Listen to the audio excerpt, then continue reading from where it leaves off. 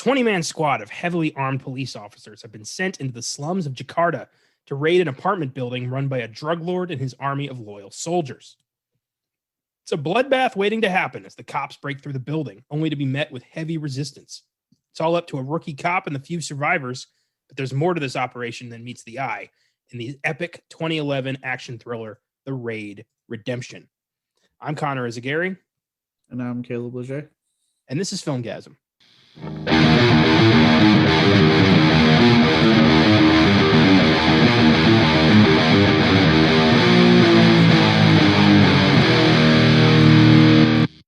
Welcome to episode 132 of the Filmgazm podcast. Today's subject is an epic Indonesian action thriller that we both first saw back when we first started Filmgazm.com. It was seared into our brains as one of the most badass action flicks we'd seen thus far.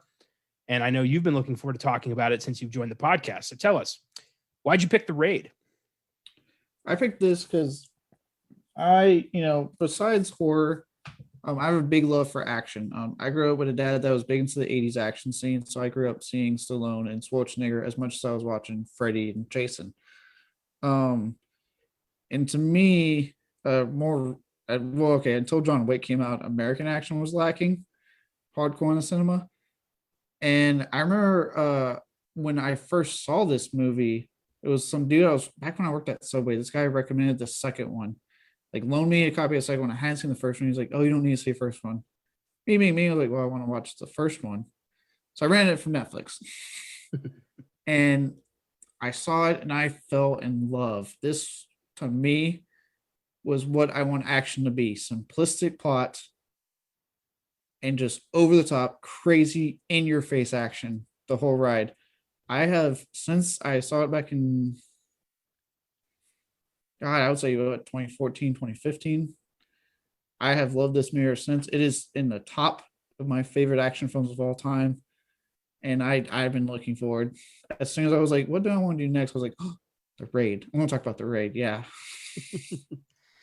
Hell yeah. I remember when you told me about this, you were like, you need to see this. And I think I rented it from Netflix too and watched it and just thought like, holy shit. Because I'm a big fan of Asian action films.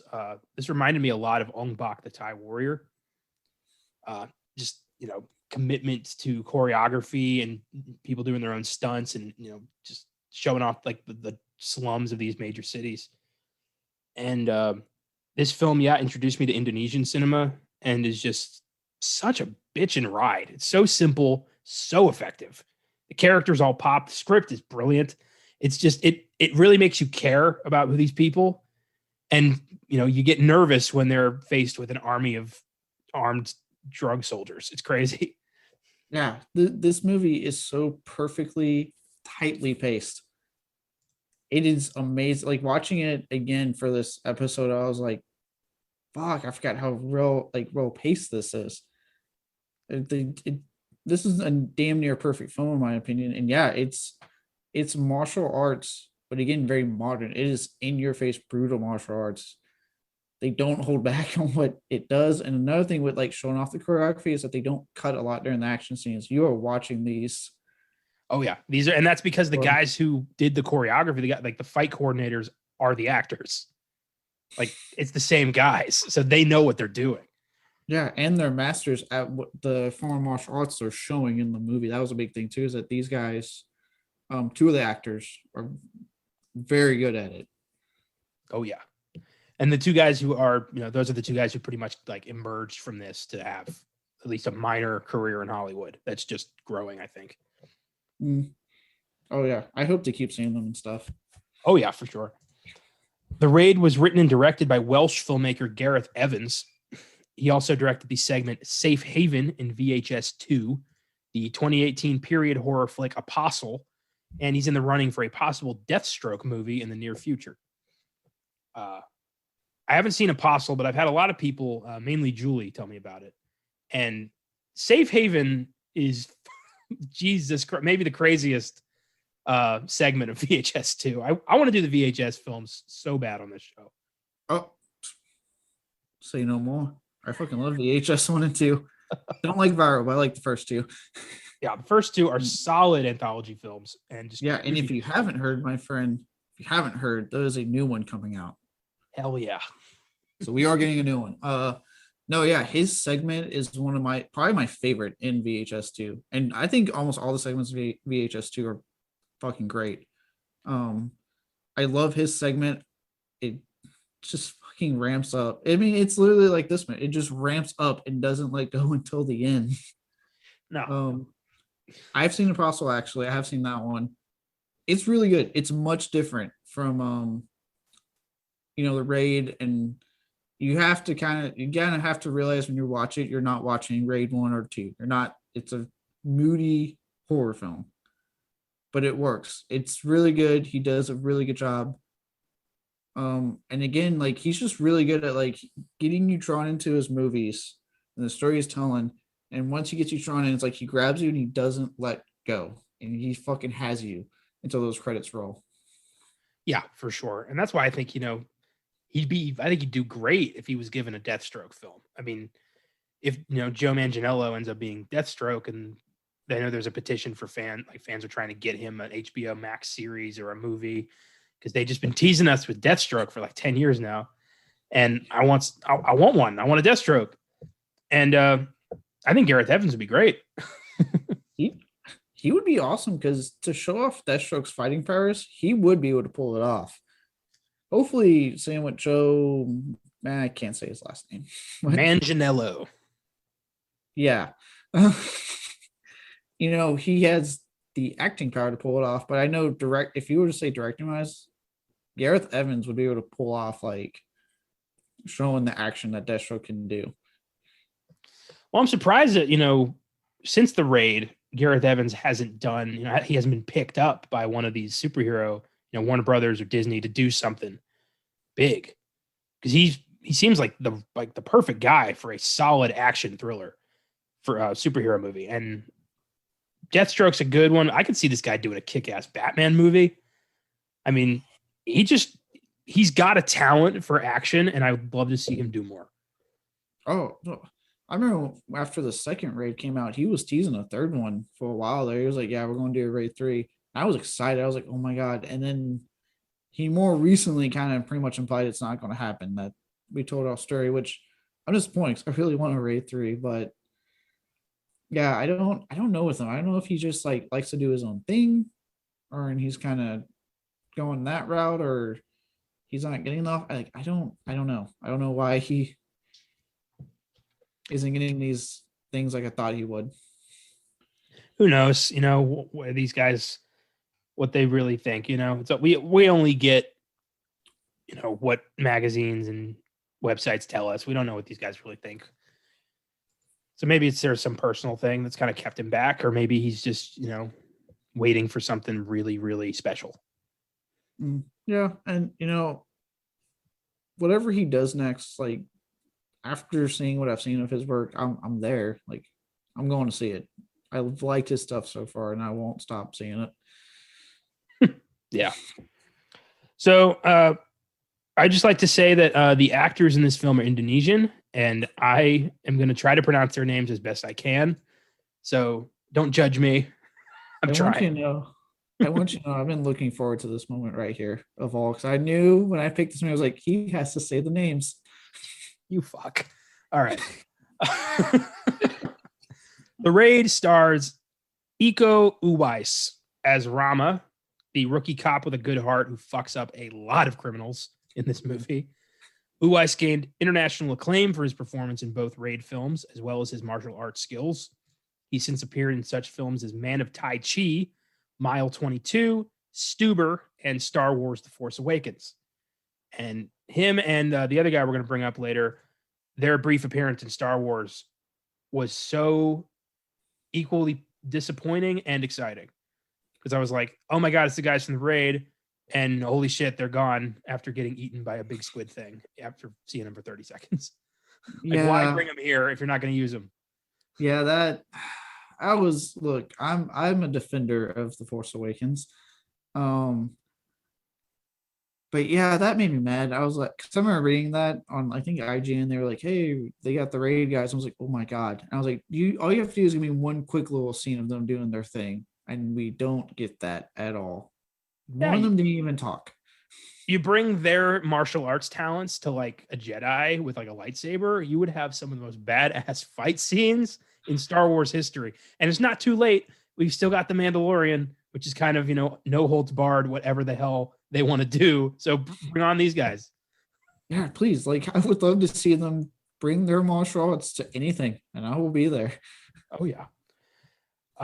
Joe Taslim plays Jaka, the sergeant in charge. Taslim has also appeared in such films as Fast and Furious 6, Star Trek Beyond, and get this, he's set to play Sub-Zero in the upcoming Mortal Kombat movie. That's him. That's Sub-Zero. I'm even more excited for Mortal Kombat now. I know. I was so pumped when I read that. Oh my god. Yes. Isn't it crazy how things always seem to work out on this podcast in regards to timing?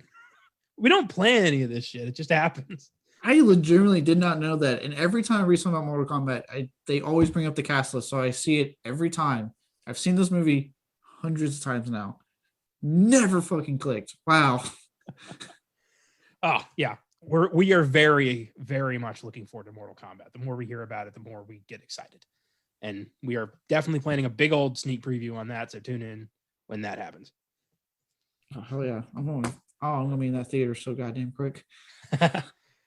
Donnie Alamzia plays Andy, Rama's criminal brother. He would reprise the role in the Raid 2, and beyond that hasn't really done much out of Indonesia. I think he's really good in this. I love the character. I think, the idea that there's a guy so high up in the criminal underground who has a brother who's a rookie cop, like it raises the stakes substantially in this film. Yeah, well, I like the way they do it. Like the way this film kind of pulled that off was really smart because it doesn't hinge on it. It doesn't make it this big thing. It's like little moments where they're like, "Hey, this is who these people are," and you have that scene at the beginning. He's like, "Hey, you bring him home," and you're like, "Who's he talking about?" And he pulls him in, and then he's like, "Oh yeah," and they have that whole talk, and you're like, "Oh shit, yeah, they're brothers." Well, on the other side of that, like Andy's loyalties never waver either. He immediately is like, "I'm going to kill anybody I need to make sure my brother gets out of here alive." Like, yeah, it's beautiful. It's like, look, he may be one may be a cop, one may be a criminal, but at the end of they're brothers. And look, I do want you to get out of here. Yeah, it's great. Like my favorite thing about this film is how smart the characters are written. Like nobody feels like fodder for the gunfights. Everyone here feels like a fully fleshed out character who you hate to see die. Yeah. Even the bad guys. Oh yeah. Oh god, the introduction to we'll mention him soon, but the other, right hand in command or whatever. Yeah. Oh, he's right here. Yayan Ruhian plays Mad Dog, Tama's psycho enforcer. Ruhian's martial arts talents have opened doors for him in Hollywood. He also appeared in Star Wars The Force Awakens alongside Iko Uwais, and he had a significant fight scene in John Wick 3, which kicked ass. And I love that in that movie he got to show off. Yeah, see, I remember hearing, "Hey, we got one of the raid guys for John Wick 3." I was like, okay, I may have been disappointed by Star Wars, but there's no way they're going to waste this in John Wick 3. And by God, they did not. He is so fucking good against Keanu Reeves in that movie. I mean, he is, slowing down a little for 50-year-old Keanu Reeves, but, I don't care. At that point, I just argue like he just wants to draw this fight out because he's fighting John Wick, his hero. Yeah, which, and again, if you're talking about smart scripting, that movie does it too. Because you see throughout the movie, he's actually in awe of John Wick. So when he gets to that fight, he's like, "All right, let's do this. I'm finally having my moment." I love there's little moments where like John Wick's like having trouble getting up and he's like, "Give me a minute," and they're like, "Cool." And they just wait for him to get up. Awesome. I never would have thought seeing a movie where John Wick fights the Iron Chef America guy would be exciting, but it was great.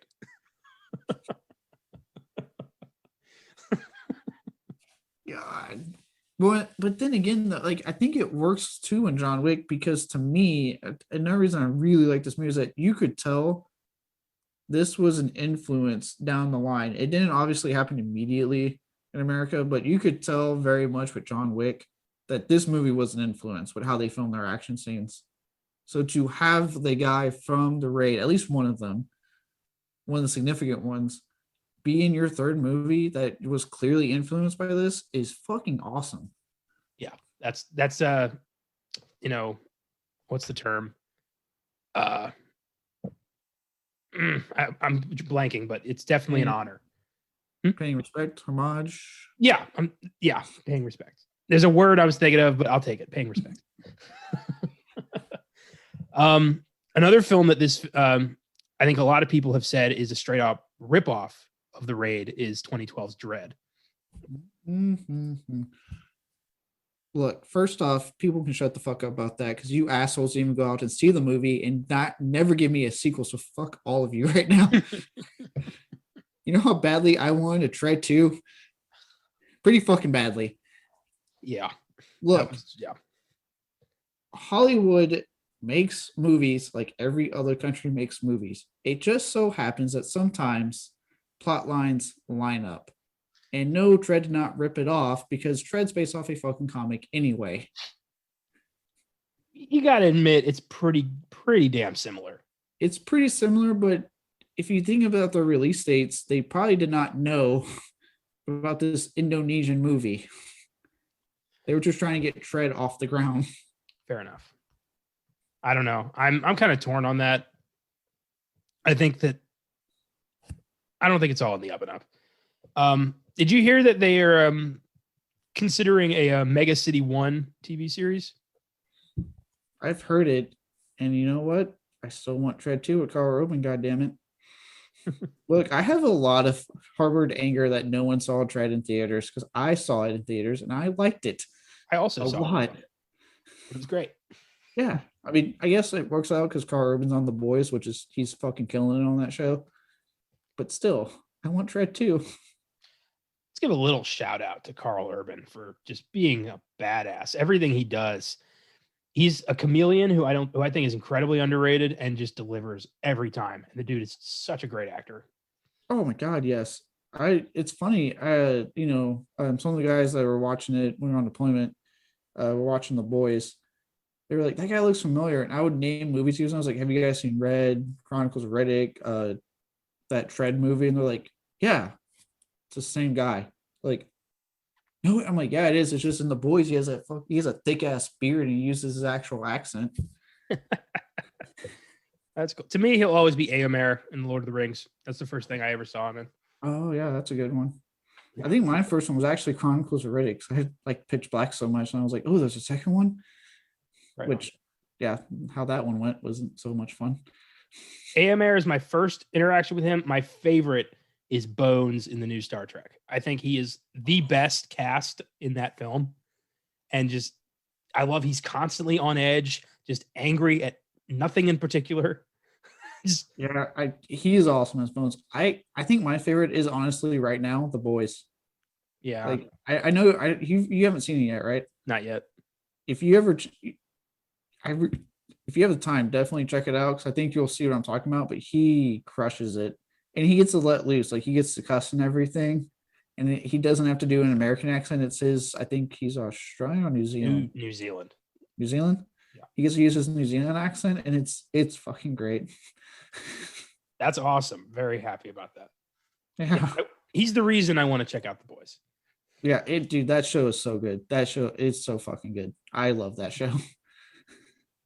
Pierre Gruno plays the corrupt Lieutenant Wayu. He's done a lot of Indonesian stuff, but nothing else as big as The Raid. And his character is very interesting because you're kind of not sure where his loyalties lie until the very end. Mm-hmm. And goddamn. Yeah, but they also do a really good job of you don't really like him. Like the way they write him, you don't like him, which I like how they did that because I love that when, they're, the big fight's about to happen and the guy's like, call for backup. And he's like, we can't call for backup. Why not? This is goes, who knows that we're here? Oh, it's great when I think Jaka is yelling at him like, you know, what have you gotten us into? And the guy's like, you better remember your rank. He's like, rank is dead. Like, you're gonna be what is it? You're gonna be mopping piss in a prison cell by the end of this thing. Like, I love that bit of confrontation there. So good. Oh, yeah, because it's like it's this prick basically trying to stay in control. It's like, no, you lost control when this went, shit sideways, dude. Like, Yeah. you're not in charge anymore. You have 18, 17 dead men in this group and an entire apartment building hunting the survivors down.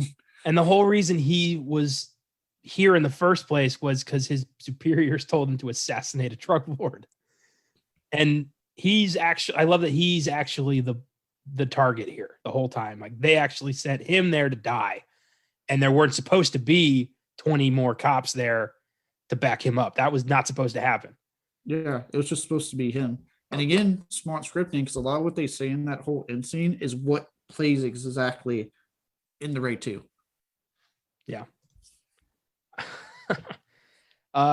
Ray Sahetbi plays Tama, the sadistic crime boss who runs the building. I'm trying. Sahatbi is one of the most popular actors in Indonesian film, but The Raid is the film he's known for outside of Indonesia. He's won like a couple of awards that are the equivalent of like the Indonesian Oscars. He's won a few of those, including one for The Raid, I think. And he's a great scumbag. It's just he feels like such a greasy, like unclean human being in more ways than one, who's just here to like, he has, he's the puppet master. And such a great bad guy. He doesn't give a fuck the whole time. He's just like, he knows he's in control, or at least he thinks he's in control the entire time. Yeah, he's one of my more favorite bad guys in cinema. And one of the things I love his intro. Like his intro when he's just shooting the guys down and then he runs out of bullets. Hey, hold this. And he puts it on the guy's shoulder, opens the drawer, has bullets, chooses no bullets, and grabs the hammer. Yeah, that was a brilliant introduction. I love it. You don't know why these guys are on their knees. You don't know why this is happening. You just know he's taking care of business. And it's so emotionless. It's just 1, 2, 3, 4 out of bullets. Yeah, he's eating cereal before it. Yeah. He's sitting there just eating a bowl of cereal, finishes and goes, all right, now that I'm done with that, time to take care of this so I can go about my day. God damn. Oh, it reminded me on this watch around, it reminded me of New Jack City. Have you seen that? I have not seen New Jack City, unfortunately. New Jack City, Wesley Snipes plays a drug lord, a crack baron named Nino Brown, who runs an apartment building very much like this, who he lets people live there in exchange for buying his crack and being his army. And he runs an apartment building in LA. And Ice-T is the cop who wants to take him down. It's a bitchin' movie. It's really good. It sounds like it'd be corny, but it's super awesome. Okay. Wesley Snipes says one of my favorite insults in movie history. Might be a threat insult. He yells at this guy, "Sit your $5 ass down before I make change." And it's just, oh God. Yeah, Nino Brown, real badass in movies, real piece of shit. And I think that this movie, The Raid, influenced at least a bit from New Jack City, which came out in 91. It could have. It honestly could have. You know what I like about thinking about like New Jack City, and then obviously we mentioned Tragedy, now The Raid. The idea to live in an apartment complex that's run by a drug lord is kind of terrifying. Like, no, you don't have to pay rent here. You just have to buy our crack, and if you fuck up, we don't evict you. We kill you. I hope I'm never that desperate. But, this is America. I could end up that desperate next week. Who the fuck knows? It's trying times right now. It is trying times. But yeah, that, it's interesting that to have an army of people who are essentially just there because they have nowhere else to go. And they need this. Like his whole, Thomas' whole thing is kill these cops and I'll let you live here rent free. Like that's his whole thing is you don't have to pay me if you help me kill these cops. And dear God, no one questioned it for a second. Nobody except that dude in 746 who's like, I'm a better person than the rest of these guys. I'll help you. Oh, and I love how that comes back later. Rama helping this guy get his medicine to his sick wife ends up saving their lives later. Yeah, God, that was a great fucking. Oh, that scene when he's on the wall, the machete. Oh yeah, I have a whole bit. We're gonna talk about that. Yeah, we'll get to that when we. God damn, that might be my favorite part. One more guy. Tegar Satira plays Bawo, the injured officer who survives the assault. He would reprise his role in the raid too. And I love this guy makes it out. I love that he just spends the whole movie in that room, and then Rama goes and gets him after it's done. He really had it easy. Like, if you take away the part where he got shot, he had it easy. He just had to lay there and wait for it to blow over. Yes, indeed. Just had to go get a pint and wait for it all to blow over. How's that for a slice of fried gold? And yes, I'm saying that because I'm currently wearing a Shaun of the Dead t-shirt right now. Never a wrong time to break out Shaun of the Dead. The Raid has an IMDb score of 7.6, a Rotten Tomatoes score of 86%, grossed around $9 million globally on $1 million budget. Not bad. It spawned a sequel and a possible American remake that has been tossed around for years. I don't like when they just Americanize foreign successes. Why can't we just enjoy films of all cultures? I don't know. I just like the reason this movie works is because we love foreign martial arts movies, and this is a foreign martial arts movie. America isn't exactly known for its martial arts, so I really don't care. Yeah. Who's the most famous American martial artist? I think it's fucking Steven Seagal. So yeah, not exactly, the master. No, I've seen his videos. Oh my God, what an embarrassment. So let's talk The Raid. And it is known as The Raid internationally, but in America, it's The Raid Redemption because Sony could not get, they couldn't purchase the rights to just The Raid. There's a whole thing there. Yeah. I only refer to it as Raid. I don't ever call it Redemption because I don't. The subtitle makes 0 sense. It really does. Who's getting redeemed here? I think they honed in on the whole brother storyline, but I'm like, if you watch the sequel, it goes nowhere. Like, it's not worth subtitling your first movie. The first movie, it goes nowhere. At the end of this, Andy's like, yeah, I'm helping you out, but now I run this shit. This is my world now. It's ridiculous. So the first person to die in this film, by the cops anyway, is a child. And I thought that was dark as hell. Just a kid just gets his, shot in the chest. Really sets the tone for the impending bloodbath. That they do a really good job of setting up the bloodbath. Like, from when the kid walks out and sees them, and they're just like, let's not do anything stupid here. And that kid just bolts, police, in slow-mo, because that's how we have to do it. Well, even from the get-go, all the cops in the van talking about like where they're going, the high probability of death, and just like what they're about to face, and everyone there's fairly new to the job. And then they meet the lieutenant outside, and he's got no backup. It's just him, and nobody questions it. Yeah, no one. It amazes me because they all go in this the assumption of like, okay, we're the main team. If anything goes wrong, we got backup. But we're the A team. We got this. And it's like, no, you don't. Nope. Mm-mm. No, you do not. And the lieutenant's like, what are you doing here? He's like, we're the team. And he's like, no, you're not. You're not the team. Why are you here? But it's too late. And they go. It's great. And I love how quiet it is at the beginning, them going in. You get the sense that like they're too prepared. Like there's no guards. Nobody goes after them for quite some time until they have them surrounded. Yeah. Well, the whole movie it gets like really bombastic really quick, but the whole like first, I would say 15, 20 minutes is nice and quiet. Like, you have the nice little scene where you see our main character doing his workout. They'll talk with his father about, hey, bring him home. There's a nice things set up, nice little character building moments that what I do really appreciate with foreign cinema more so than American is that they don't need to explain shit to you. It's just like these little moments that work. I don't need 20 minutes of like, yeah, so your brother's in here, and we really need to get him back. And it's like, how America would do it, a big long backstory. It's like, no, just, hey, bring him back. What are you talking about? I'm curious now. Like, now I'm hooked. Like, what's going to happen in this movie? Like, what are you talking about? Enough setup. And then, yeah, the whole scene in the van where they're going over the whole thing. Like, we're going to get this guy. We're going to go floor to floor. He's one of the biggest drug lords in this area. When they get there, and yeah, the first silent takedown of the various floors, I think up to 6. Yeah, it is interesting how, American audiences are spoon fed every little detail, or else one person could be lost. It sucks. I've, at least in the past 20 years, it didn't used to be like that, but recent films have all been very spoon fed, and that sucks. Yeah. Like I said, like in this movie with the brother, one line, bring him back.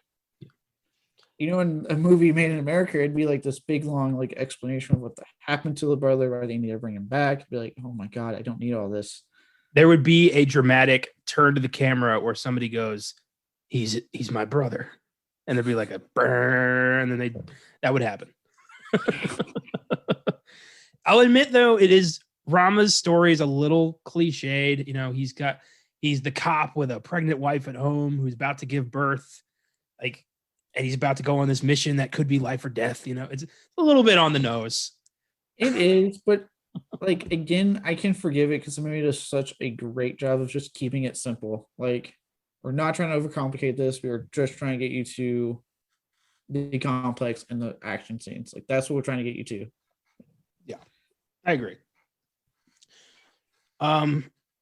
So I love when the kid runs past and gets the intercom and goes, police, and they don't get him in time. And he just like looks at it like, oh shit, and flicks it off. And now the whole building knows what's up.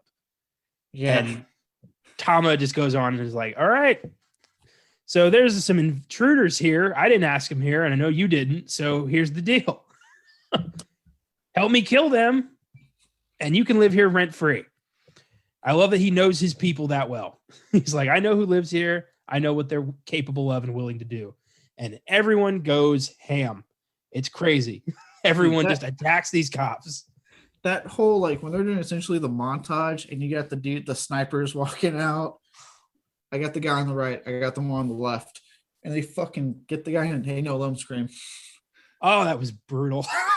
And then the guy looks at the window and the fucking dude at the chair pulls out the machete. Or the two guys in the car, you're thinking, well, they're in the car. They're safe. Nope. Who's hunting who here? Yeah, the machete and the table. Everyone with machetes. That is like such a great like bad guy weapon, because there's no justification for having a machete. It's just, you're going to butcher somebody. That's the reason you have a machete. This is not the rainforest. You have this to kill. Unless you own lots of land and you live out in the country, you can have a machete. But if you don't live in that specific setting and you live in an apartment complex like that, yeah, I'm going to wonder why you have a machete. I'm going to ask some questions.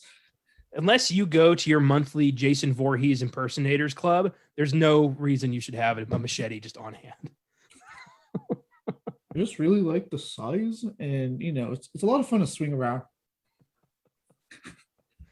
My God. So there's a moment that just had me dying laughing because it was so like just sudden. This guy jumps through the floor only to immediately be pushed out the window. Oh yeah. I thought that was hilarious. Just he was so ready. And then we've got that epic propane tank fridge grenade. Oh yeah. So I want to comment on this. I've seen this thing 100 times, and it's lauded rightly so for its martial arts scenes. But that one, like the whole scene when they do have their guns and they're doing a shootout, is fucking amazing.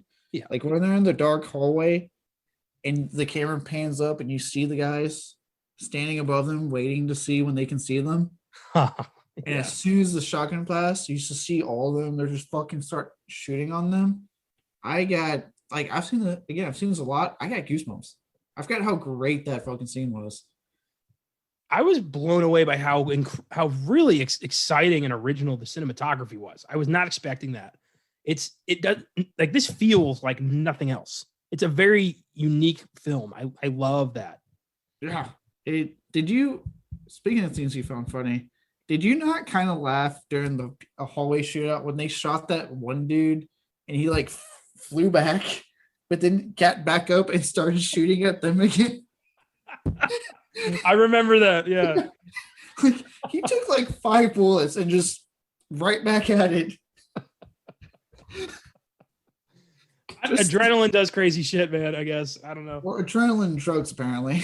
Yeah, adrenaline and I don't know, whatever they're doing, Indonesian crack. I don't know. Yeah. But then like everyone ducks at one point to dodge some bullets. He doesn't, and then finally gets mowed down. That was nuts. But the fact that Rama just straight up grabs a propane tank from under the sink, knocks it open, hurls it into the fridge, and tells the other guy, like, I'm going to pull this pin and you're going to turn it. And the guy's like, okay. Like, if somebody told me that, no matter what the situation, I would be like, what the fuck did you just tell me? Well, dude, and the cinematography in that scene, like when you see when he's like doing the axe to the floor, right? They're trying to get down, and you just see like him axing the floor with like the door getting shot up in the background, and you're like, dude, hurry the fuck up and get through the floor, Jesus Christ. And you have the fucking when they're moving the fridge, and it's like Rama on one side, this random fucking dude on the other, and the dude gets shot, and Rama just pulls out his gun, and it starts like fucking pushing the refrigerator more. My God. And it fucks him up. I mean, that explosion rips them all open. Like even the cops, like everyone kind of suffers from that one. Yeah, he that was pretty much like one of those like, we have to do this if we want to fucking break. Goddamn. Next part I want to bring up is the hallway fight right before they get to room 726. I love a good hallway fight. Ever since Old Boy, I have enjoyed a nice hallway fight. And this ranks among the best. I mean, good God. This is to me like when you first, because you get like hints here and there before that of like some martial arts stuff when they're taking some of the tenants down, right? But then you get the really cool like shootout, and then you get to this part. And to me, this is when you first really see the martial arts take the center stage, and holy fuck, is it amazing. It's crazy. It's all, elbows and knees and just like hitting the legs and like it's crazy. Rama fucks these guys up and it's so good. Well, when I was looking this, because I remember when I saw this, man, I looked up this form of the martial arts. I'm not going to try to say the name of it. I know the name, but I don't know how to pronounce it, so I don't want to butcher it. But from what I understand with this, and you see it in this movie, because if you notice, even when they go down, they're still fighting. They're still using like their legs and stuff when they're on the fucking ground. Because apparently, where you have like Muay Thai, right? Like an Ong Bak, it's all leg. Yeah. Different martial arts focus on different parts of the body. From my understanding, with this form of martial arts, your entire body is a weapon. So if one part's down, you still have other parts to use. Like it's not like you're down and oh shit, they got my legs, I got nothing. No, you have your fucking head, arms, like whatever you can think of to use. That's insane and makes total sense because that's what Rama does. I mean, I don't know if it's here or in the later hallway fight scene when he grabs that dude and just like impales his face on the wood where the door used to be. Oh yeah, that's the machete one when he leaves. Yeah. God damn. Oh, dude, in this particular hallway fight, when he takes a dude's head and keeps smashing it against the fucking wall, but he goes lower with it and it's quick. It's boop, boop, boop, boop, boop. Jesus. Yeah. I audibly was like, fuck, this is awesome. I love when a movie can actually make me like talk to it. Yeah. Dude, I remember the first time I saw that, and as soon as I went, I'm fucking in. That was amazing. Please give me more. And goddamn, this movie gave me more. Yeah, it's a blast. So they get into 726. Bo is wounded. The guy's like, I'll take, I owe you. And the wife's like, get out there. It's not worth it. And she's got a point. I mean, they're gonna fuck him up if they find them there. And that crazy dude with the machete and the purple shirt, who's like mad dogging everybody, like that guy scared me. He scared me because he mad dogged him in that scene. And then whatever the fuck he was doing, we'll get to it in a minute, but whatever he was doing to that one dude when Rama leaves 726 and you can hear the dude screaming in his apartment and all you see is him being hung upside down. I'm like, what the fuck he was doing to him? I'm terrified because that dude had no idea what was going on. Ugh. Yeah, insane. So Rama and Boa go in the wall, and the guy with the machete just stabs the wall quickly and just, oh my God. When he stabs through and he slices Rama's cheek and Rama doesn't fucking move. Like the mental discipline. Oh, it's amazing. Dude, Lord, to not move, to not fucking scream, because he just had a machete. I know it's not like right through him, but it hit him. It was in his cheek physically. Physically in his cheek. And then he takes the fucking mental fortitude to put his gloved hand on it. So when he pulls it out slowly, yeah, he stabs fast, but pulls out slowly, I should point out, to wipe the blood off and not make a sound as this thing is going back through his fucking cheek out the wall. Fuck. It's as a brilliant scene. God damn. So after that, we get Mad Dog versus Jaka. Pretty damn good fight. Mad Dog, as you know, his name suggests, is crazy and delivers on. I love that he, you know, puts the gun down, takes off his jacket, and is like, let's do this. You know, mano y mano, let's do this. Oh, dude, that line, guns, they really take the fun out of it. I don't like to use them. It's like fast food. Yeah, it's like fast food. But these, when he holds up his hand, this is the thrill. And I'm like, oh. And then even before that, when he pulls the knife on him and he pulls the gun, and they're just in that shot of them, like weapons drawn at each other in the hallway, is a beautiful shot. And he's just using his gun to tell him what to do. Like, put it down, get in there. Oh, so good. And that fight's not double, you know, it's not one-sided. Jaka, he gets some good shots in. He gets some good shots in, but you can tell, like, God damn, Mad Dog is an animal. He is just taking these punches and still going. Yeah. And it ends with him breaking Jaka's neck. Just straight break. And then he just gets up and walks away. And I want to point out, I'll point it out again later, but fucking stamina and these guys' ability to take the amount of damage they do. Because at one point, Chaka, like when he's about to get kicked, and Chaka grabs his leg, grabs near his nuts, not his nuts, but near it, lifts him up and fucking rams him into a goddamn wall. And the dude just gets right back up. Adrenaline and coke. It's crazy. I'm like, Jesus fucking Christ. It doesn't even make me question the fact that everybody in this building knows how to fight expertly. Everyone's really good at martial arts in this movie. Every single human being in the movie can fight like a master. It's totally fine. Okay, sure. I don't even care. This movie's so good, I don't even care. So we know that Rama and Andy are brothers at this point, and through Mad Dog's interventions and Tama's paranoia, he finds out, and we get that great scene where Tama just stabs Andy's hand to the table and is like, "You think you could fuck me?" Like he just has like a Scarface moment, and it's fucking cool. I love before that. There's no way you come up here with nothing and waste my time. Show me your hands. Yeah, there's nothing. Turn them around. Well, still nothing. So you still wasted my fucking time. Oh, it's great. It's so great. And Andy knows that he's fucked, so he just screams at him, "Fuck you!" And just, you don't know what's going to happen. Mad Dog strings him up. And then when Rama goes to find him, after another kick-ass fight scene in the meth lab, where the fuck lab that was. Yeah, that was crazy. They were like, the bad guys were just wasting a lot of product. But that was good. Spared. That was awesome. So many great fight scenes in this movie. Pretty modest budget too for what they were able to accomplish. Like really well done. Yeah, even when they pulled off it's the one thing I don't like about the movie, when he when Rama's fighting the machete guys and like flings them out the window with him. Yeah. And then like it looks kind of stupid because it's like you would have died, bro. Like, that's not a good thing to do. Just throw him out. But I mean, hey, they pulled it off somehow on that budget. So Yeah. That's a great fight scene. Just him dodging all the machetes. Like so good. And just fucking these guys up. God, I could watch it literally again right now when we're done with this and not be bored. It's satisfying. It's really satisfying.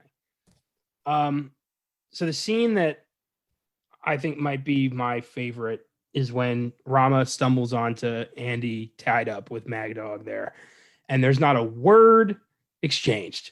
Mad Dog just drops Andy, lets Rama take him out of the chains, and they all fight.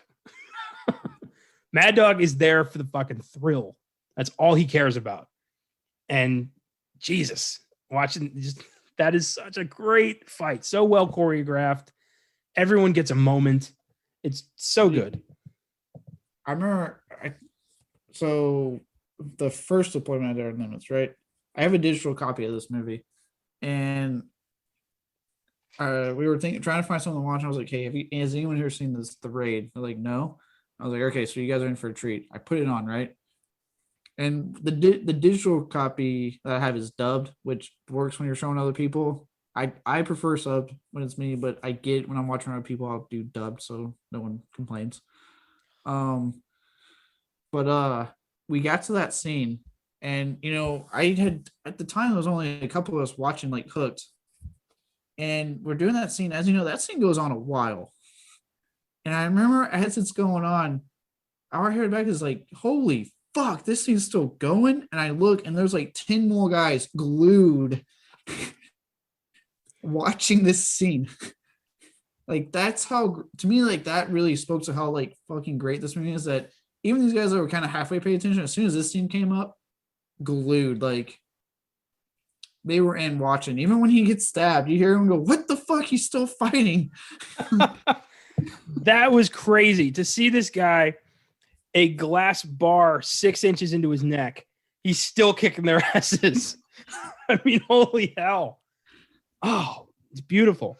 And then when he finally like pins him and just pulls that damn thing across his whole fucking neck, finally puts down the Mad Dog. Yeah, I'm surprised Mad Dog didn't still get up to fight. Yeah, I'm surprised he didn't he didn't jump out the fucking window at the end of the movie and be like, I'm just trying to get him one last time. It's crazy. Yeah, no, that fucking fight. And what I love with how they do that fight scene is, all the fight scenes they never cut away from. This one starts, you see it for like 2-3 minutes, and they cut to a different scene real quick, but then they cut back. But in this particular moment, to me, that's actually a really smart decision that works, because you do get to kind of get a feel of the time lapse and like the stamina that these guys have to continue fucking fighting when how long they're taking. You see the sweat on them, like bravo to the actors if they really like film this like entirely through, because God, I'm out of shape. I don't have that stamina to be doing what they're doing. Well, I know that Mad Dog and Rama were actually the fight choreographers for the film. Because they actually are masters in this discipline. So I would not be surprised if they really did go the whole time. God, never try to piss those guys off. They will destroy you. Even, they can bring, bare fists to a gunfight and fuck up the whole room. Even if you think you have him down, like I said, you see it. Well, they'll have scenes where he's on the ground, and the dude's taking his fucking free foot and hitting the dude in the head with very precise kicks. Yeah. We don't waste a moment, they're constantly looking for opportunities. It's fantastic. Oh. So we got the lieutenant subplot where he's going after him and Dagu or Dagu. I don't know. The other guy.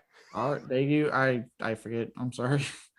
Are going after Tama, and when he finally gets him, Lieutenant kills D-Man, and we finally get confirmation on who this guy really is. He's a fucking piece of shit who his superiors also thought was a piece of shit and sent to die at Tama's hands. And I love how Tama just says that, like, your people didn't trust you. That's why you're here. Why I got the call.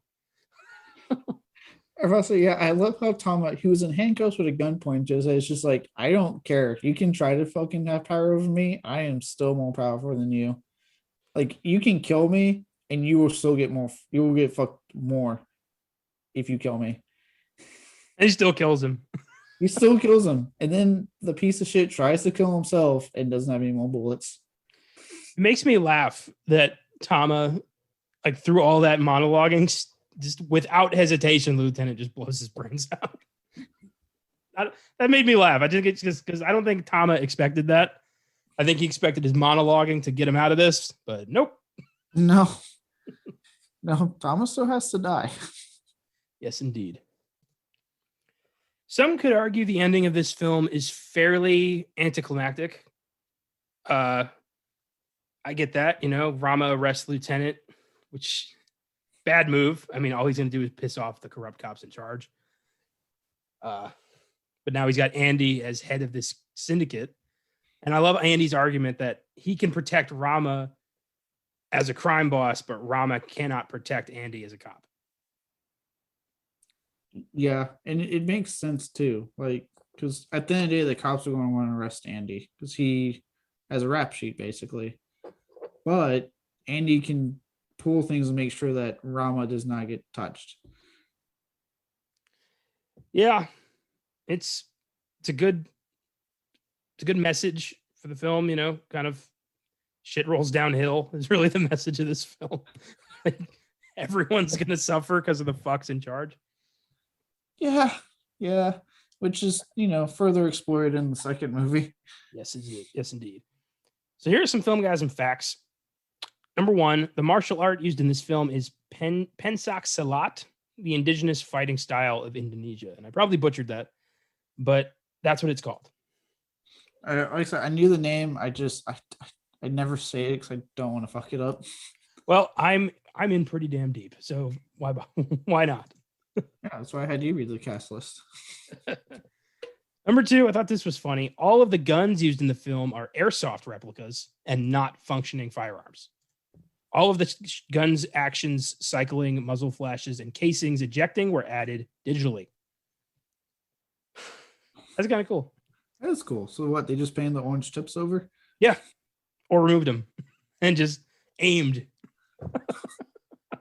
Everything else was added afterwards. All right. Yeah, kind of cool. Number 3, Gareth Evans originally wanted an action drama set in a prison. When the approved budget was too small, he pared it down to a one-building action film that became The Raid. The success of this film allowed him to secure a larger budget for the sequel, where he got his wish of a prison drama.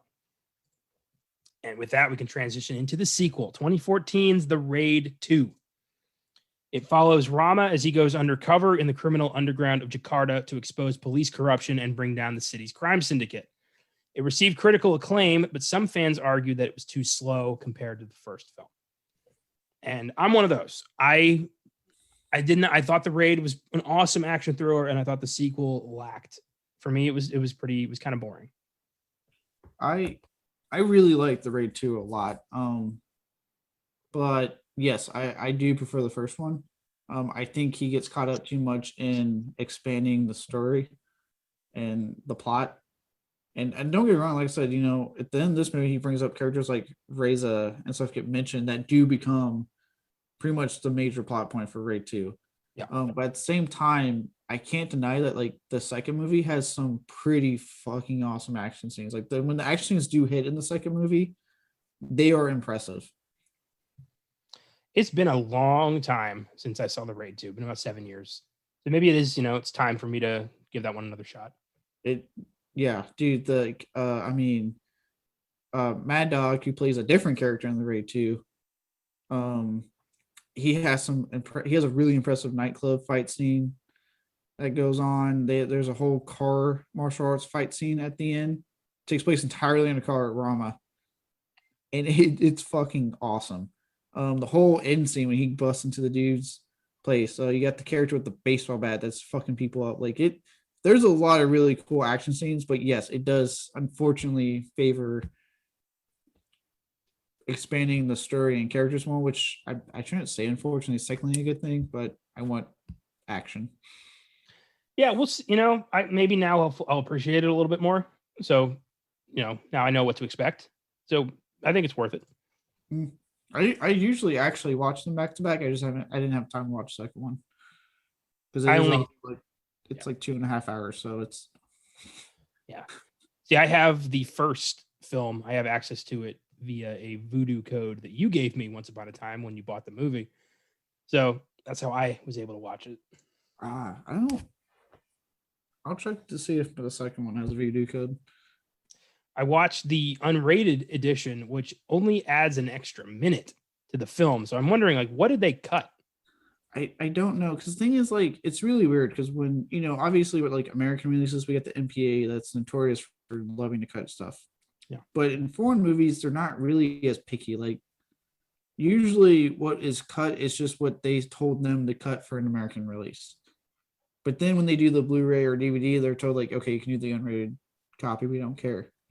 So I never know. It's usually something dumb like we need to cut just one little second of like blood spurt. Something fucking stupid like that. Like that's really going to affect my psyche. Yeah, it's annoying. The people watching these movies, like, we want more blood, more gore. Like, why are you cutting it? Who do you think you're going to hurt? If some kid's watching this, it's not, it's not the movie's fault. Yeah, you're not. Look, when I saw the scene with the dude, like we talked about earlier, and grabs it and fucking impels him on the door, I wasn't like, he gross. I was like, oh, that's awesome. I have a noise I specifically make when things like that happen in film, and it's ooh every time. I have only made that noise when I've seen something horrific happen to somebody else in a movie. Oh boy. Gareth Evans decided not to move forward with a third film. He has never really stated why. And an American remake has been talked about for 10 years now. Directors like Patrick Hughes and Joe Carnahan have been attached at one point, and so have actors like Chris Hemsworth, Liam Hemsworth, Taylor Kitsch, and Frank Grillo. Due to everyone dropping out to move on to other things, the film has never materialized beyond the development stage, and I hope it never does. We don't need an American remake of anything. I think we can just enjoy things. Like I know they've been talking about doing an American version of Train to Busan. Like just let us enjoy shit from other countries. Like why is that such a stigma? Yeah, I know. And you would think with the whole like we need to celebrate diversity in Hollywood. Like let's celebrate foreign films, celebrate foreign films, and get that out to people. And I don't get how this is still a thing when you have Parasite winning Best Picture at the Oscars, and they're still trying to pull this shit. So it's like, no. And the whole point of why I like the raid is that it's a martial arts movie. I'm sorry, but America, we're not exactly known for martial arts. So we're not. No, we had Tread. Okay, we had Tread, which was basically the same story, but America. I'm okay with that. Like, it's just annoying. I mean, it mostly happens to horror, but it has happened to other genres. And it's unnecessary. It waters down the product and never lives up. Ever. Not once. So it's not worth it. Yeah, like unless these guys are going to go get some training from the raid actors, I don't want to see them even attempt the martial arts moves. Like I don't want to see it. Like, and look, I got one of the raid actors fighting, Keanu Reeves in John Wick 3, and I'm fine with that. Yeah. This film works so well because I think its setting is very important. And we need like a crime-filled area somewhere that's, believable to be, corrupt like this. And in America, yeah, there's a lot of that. But I don't know, just something, I think it would feel too real here.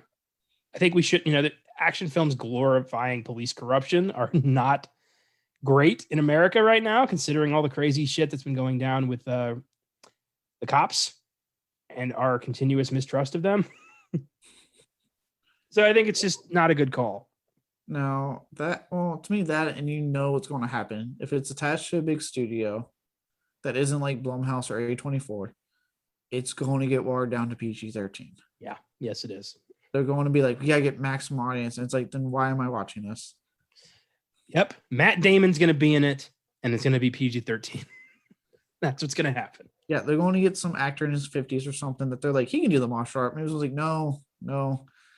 It's gonna be like that. It's gonna be like that scene in Taken 2 or 3 where like Liam Neeson hops a fence and they like cut away like 18 times because he couldn't do it. So they tried to make it look like it's Liam Neeson hopping a fence. Yeah. Look, unless they tell me, hey, Jason Statham's doing this, I might be a little interested because he could probably pull it off. If they were gonna Americanize this, I want him playing the drug lord. Oh yeah. Yeah, I think a crazy sadistic Statham would make me want to see that. I would be down for that. He's been making some pretty awesome career choices with like Spy and looks like the upcoming Wrath of Man. As far as like not doing the same old action, yeah, and kind of playing against his known persona. Has he ever played a bad guy?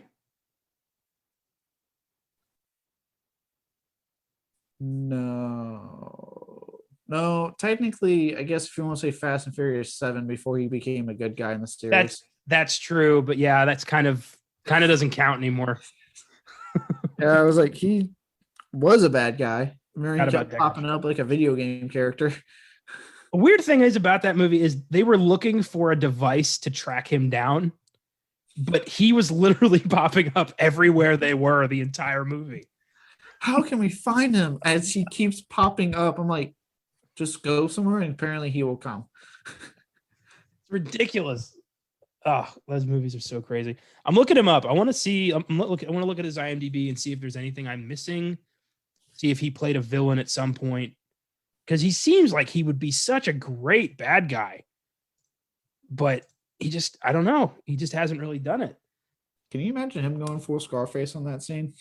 Dude, that would be the only reason I'd see that. To see him lose his fucking shit and shoot people in a big line.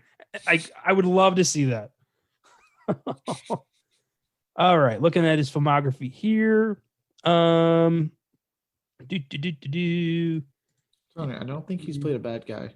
I've seen a lot of Statham movies. Yeah, I'm not seeing anything. No. Nope, he's never done it except for Furious 7, and that doesn't really count anymore. I got retcon. Yep, got retcon. It's about to get retcon real hard in the 9th movie. Well, yeah, because they're like Han's alive now because they can't have, this now good guy ex like British Secret Service agent have had, they can't have that blood on his hands anymore. So they're just gonna somehow, I don't know how they're gonna do that. It's gonna be. What I love is the tagline that pops up after he comes on in the trailer. Justice is coming. I'm like, how? He's clearly alive. What justice? He didn't die. What are you trying to say? Oh God. I like John Cena. He's charismatic. He's funny. He's cool. But Dom's secret brother, really? Are we at that point now? I feel like they did that because they lost The Rock because of his beef going on with Vin Diesel. So they're like, who's another wrestler turned actor who's proven to be very charismatic and funny? And right now it's only John Cena, because apparently Dave Bautista, if it's not Guardians of the Galaxy, is not doing a good movie. No offense to Dave Bautista, I'm just saying. No, I mean, he was Inspector. Yeah, but have you noticed if it's like Spectre or what was it? Blade Runner 2049, they're really small roles and he doesn't say a lot. It's weird. It's true. Actually, he might turn me around in Army of the Dead, but yeah, it's like they looked at that and went, John Cena. We can get John Cena, and then that's just how that happened. I guarantee you, Vin Diesel's going to start a beef with John Cena, because Vin Diesel, the one thing he does not like is being upstaged. But he keeps casting actors that are bigger than him, because I can honestly probably argue that John Cena will be bigger than him, because I'm like you. I actually have really liked John Cena in everything I've seen him in. You meant their careers are bigger than him, right? Yes. I thought you meant physically, and I agreed with you immediately. They're both physically bigger than him. I thought that's where you went. I'm like, yeah, they're huge. I meant careers, but yeah, they are physically bigger than him. Yeah, John Cena has had, an interesting film career over the past few years. I don't think Fast 9 is going to break the billions like the past few Furious movies have. And I think The Rock not being there is a big part of that. But then again, Hobbs and Shaw didn't break $1 billion either. So I think people are just tired. I think people are getting to a point where it's like, how can you keep this reasonably going? This is a franchise that should not still be going. It is such a strange story. I will never understand the Fast and Furious franchise going from where it was to where it is now. It doesn't make any sense. It reasonably, when it did become what it was, it should have ended with the 7th movie after Paul Walker passed away. But Vin Diesel got greedy. I was like, I'm going to make 3 more of these movies. Oh my God. Do you think that every time that F9 trailer or the F8, F7, F6, F5 trailers popped up, Ja Rule just kicked himself? Every time it's like, fuck. He could have had fucking money for days. Oh, I bet that is constantly hanging over his head. Probably. I mean, before DMX passed away, he got lucky with Deadpool. Yes, he did. X gonna give it to you. Rest in peace. Damn. I was shocked to hear that. Yeah. That was a sad story. I'm going to be slightly racial here just because I thought this was hilarious and I don't want to not share it. So DMX died, I think, the same day as Prince Philip. And somebody tweeted, I don't remember who it was, but I would give you credit if I remembered. Somebody tweeted, the whitest man ever and the blackest man ever died today. And I laughed for like 5 minutes straight after reading that. So thank you, anonymous tweeter, whoever that was.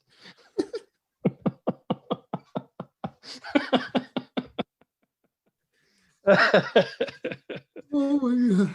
Oh, well, anyway, I give The Raid an 8. It's a badass action movie, extremely well choreographed with an engaging story and well-written characters. What more could you ask for? I agree with you. I'm gonna give it a 9. I adore this movie. Yeah, simplistic story, amazing action, tight script. Just give me a Raid 3, please. Nah, I don't think you are. It is weird that I think it's interesting that a Welsh director did an Indonesian action movie. Yeah, the lead up to this movie is weird because he actually did a movie called Marantau with the guy who played Mad Dog and Rama. Mm-hmm. And I guess they became, I guess through that they became friends, and he came up with the idea for this movie. Well, all power to him. I think it's cool. I like that it's diverse. Bring it on. Yeah, bring it on. More Raid 3. Come on. Come on. Well, thanks for listening, everyone. This was a blast. Glad you were able to get The Raid off your chest there. Yes. If you have not seen this movie, Filmgazm fans, seek it out. Yeah. It is available to rent on Vudu and Amazon Prime for $3. We all have $3. It is worth the hour and 40 minutes of your life. You will not regret this. The bitchin' film, really is. And we have not done a lot of foreign films on this podcast, so I always like to travel around the world on this show. So yeah, glad we could go to Indonesia for a little bit. There's a lot of foreign films I've watched that I look forward to bringing to this podcast. Old boy. Yeah. I Saw the Devil, Troll Hunter, stuff like that. We've already done, looking back just off the top of my head, we did Audition, Ichi the Killer, Sympathy for Mr. Vengeance, and The Beyond. I think that's all the foreign films we've done. Not counting my little bit on Suspiria, which I don't count. Right. Oh yeah, and then there's like the whole Italian stuff we can do. That's a thing in and of itself. Is Italian horror cinema right there. Oh yeah, the big one I'd like to do a foreign horror film that I've been wanting to watch for some time but never really got around to it is The Devil's Backbone. Oh, I haven't actually seen that either, and I've been wanting to. It's Del Toro. Oh yeah, it's like I've heard it's like his masterpiece, like his scariest film. That is what I've heard. I remember I had a chance to watch it when I was a kid, and the subtitles came on, and because I was a kid, I ignorantly went, "Ew, no," and changed the channel. Now I'd be like, "Yeah, let's watch this." Thanks to Ong Bak and this Jackie Chan movie I watched as a kid called City Hunter, I've never had an issue with subtitles. Oh, better man than me. It took me a while. That movie was so weird, City Hunter. It was so funny. It made no sense. It was like Jackie Chan is like a local PI who ends up on a cruise ship that gets taken over by terrorists. And it was just so ridiculous. There's a moment where he gets knocked out in an arcade and dreams an entire Street Fighter fight sequence where he's like Chung Li and he's fighting. Like it's weird. You know what's a ridiculous one I've seen? Dead Snow. Dead Snow. Oh, that's Nazi zombies. That is a fun movie. I haven't seen the sequel yet. I need to. I heard it's even more ridiculous. Yeah, I haven't seen the sequel either, but that film, I went in with such low expectations and was just like blown away by how fun it was. Yeah. Oh yeah. And actually thinking about like on the topic of the raid, I don't know. Netflix has a bunch of it, but the Eco Reyes, the main actor, and a lot of the guys who worked on this movie have done other martial arts films since then. There was one I called We Come at Night or something like that. I would have to type it in. It was on Netflix. Super fucking badass movie. I'm going to look up the title. Give me a second. Sweet. Well, yeah, I love foreign films. I love, exploring films of different cultures. We've done it a lot on Oscar Sunday, and I love doing it here as well. It was a lot of fun. Wait. The night comes for us, dear God. The night comes for us. Okay. Yeah. I watched a lot of stuff they've done since the raid, and oh my God, they just keep bringing this action to our movies, and it's amazing. Kick ass. Yeah, I want to check out more. Well, this was fun. Thanks for listening. Next week goes back to Josh Allred for a delightfully wacky creature feature from the insane mind of James Gunn. After a small town hick gets infected with an alien virus, he morphs into a sort of monster that produces millions of alien slugs that turn the town's residents into zombies and monsters. Don't miss the 2006 horror comedy Slither next week on the Filmgazm podcast. Also, don't miss The Incredibles on Oscar Sunday and our Best Actor, Best Actress honorable mention show on Monday's sneak preview. Be sure to tune in Friday for the Giggle Guys as well.